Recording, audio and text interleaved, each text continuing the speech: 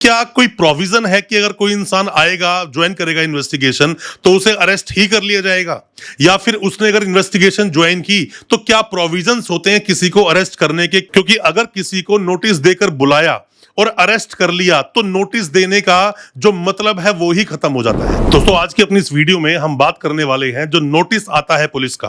Police के notice कई तरह के होते हैं, जरूरी नहीं कि वो नोटिस 41A का या फिर 35(3) का ही वो नोटिस हो।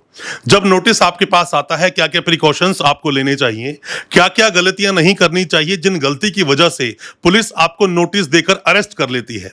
कई बार ऐसा भी देखा गया कि पुलिस ने नोटिस सामने वाले को दिया ही सिर्फ इसलिए था कि उसको अरेस्ट कर सके, जैसे ही पुलिस स्टेशन में गए उसको अरेस्ट कर लिया।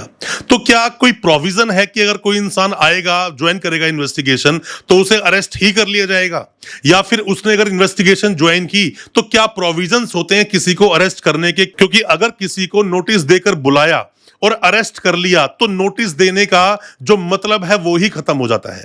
मतलब कि जैसे अमेंडमेंट आप देखते हो, सीआरपीसी में जब अमेंडमेंट आया तो सेक्शंस ऐड किए गए, 41A B C D ये सब ऐड किए गए। उसके बाद जजमेंट्स भी आए, और उसके बावजूद भी आज भी ऐसा हो रहा है कि पुलिस बुलाती है किसी को पुलिस स्टेशन में और उसे अरेस्ट कर लेती है। कोई भी दोस्तों ऐसा ऑफेंस होता है जिसके अंदर जो सजा है वो 7 साल तक के मामलों की है, मतलब 7 साल तक की सजा उसमें हो सकती है। तो ऐसे में पुलिस को एक नोटिस देना मैंडेट होता है, मतलब कि वो 35(3) का एक नोटिस होता है। पहले वो नोटिस 41A का हुआ करता था। अब ऑफेंस चाहे कोई भी हो, चाहे 7 साल तक के मामले हो, क्या नोटिस मर्डर केस में किसी को दिया जा सकता है? क्या नोटिस किसी को रेप केस में दिया जा सकता है? क्या किसी को नोटिस 467 जो कि 336 और 38 के सेक्शन है अभी फॉर्जरी के, क्या उसमें नोटिस दिया जा सकता है? बिल्कुल दिया जा सकता है। नोटिस दे सकती है पुलिस, बट वो वहां पर बाउंड नहीं है कि पुलिस आपको नोटिस देगी। तो आपके पास जब भी कभी पुलिस का कोई नोटिस आता है तो ऐसे में आपको कुछ चीजें ध्यान भी रखनी चाहिए। जैसे कि आपके पास नोटिस आया तो आपको पुलिस स्टेशन जाना ही चाहिए। अगर आप पुलिस स्टेशन जाओगे तो जो आपके पास नोटिस आया कम से कम उसके कंप्लाइंस हो जाते हैं, मतलब कि आप भाग नहीं रहे हो, आप भगोड़े नहीं हो, आप उस प्रोसीडिंग को पूरी तरह से ज्वाइन करना चाहते हो, बट आपके दिल में डर तो होता ही है कहीं पुलिस आपको अरेस्ट ना कर ले। तो ऐसे में क्या करना चाहिए, आप कोई भी जो आपके वकील साहब हैं कोई भी, उन्हें साथ लेकर जाइए। दोस्तों, ये जो वीडियोस मैं लेकर आता हूं ना प्रैक्टिकल नॉलेज पर, ये प्रैक्टिकली जो हम लोगों ने एक्सपीरियंस लिया है trial court, high court, supreme court में जाकर, उसके आधार पर वीडियोस आपके लेकर आते हैं।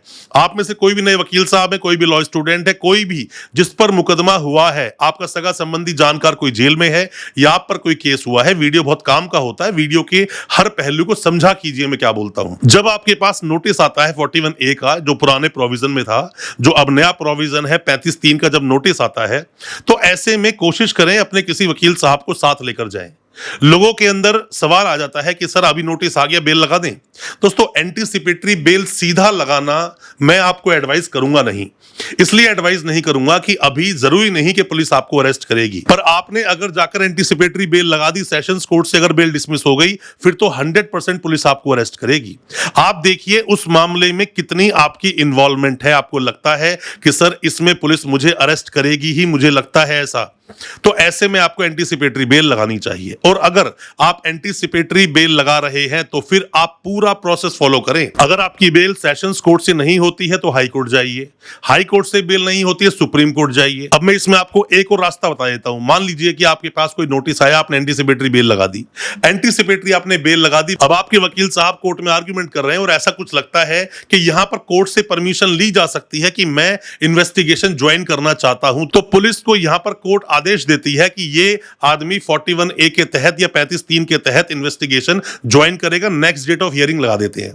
तो ऐसे में बचाव हो जाते हैं। पुलिस के पास जब आप पुलिस स्टेशन में पहुंचते हो तो वहां पर जाने के बाद में पूरी तरह से आप उनकी मुट्ठी में आ जाते हो, वो लोग आपको अरेस्ट कर सकते हैं। और कई बार ऐसे मामले सामने आए भी जिसके अंदर की इल्लीगल अरेस्ट का मैं बोलूं या फिर इल्लीगल डिटेंशन की बात करूं, ऐसा पुलिस ने किया।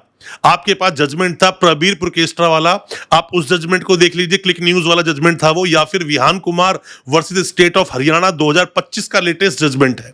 इस लेटेस्ट जजमेंट को आप पढ़ लेंगे तो क्या क्या गाइडलाइन दी सुप्रीम कोर्ट ने, इसको आप समझ पाओगे। और जो नोटिस देने का जो प्रोविजन है, अमेंडमेंट आया, जैसे कि 2008 में बताया मैंने आपको कि यहाँ सीआरपीसी में अमेंडमेंट्स आए, उसके बाद चीजें बदली गई। उसके बाद अरनेश कुमार का जजमेंट आया 2014 में, फिर 2022 में जजमेंट आया सतेंद्र अंटिल का। तो इन जजमेंट्स को अगर आप डिटेल में पढ़ते हो तो भी आपके लिए बहुत सारी ऐसी डिटेल सामने आएंगी, ऐसी बहुत सारी नॉलेज सामने आएगी, बातें सीखने को मिलेगी कि कम से कम इस तरह के नोटिस से आप फाइट कर पाएंगे। दोस्तों बहुत सारे मामले मैंने देखे हैं ऐसे जिसके अंदर इलीगल डिटेन कर लेती है पुलिस।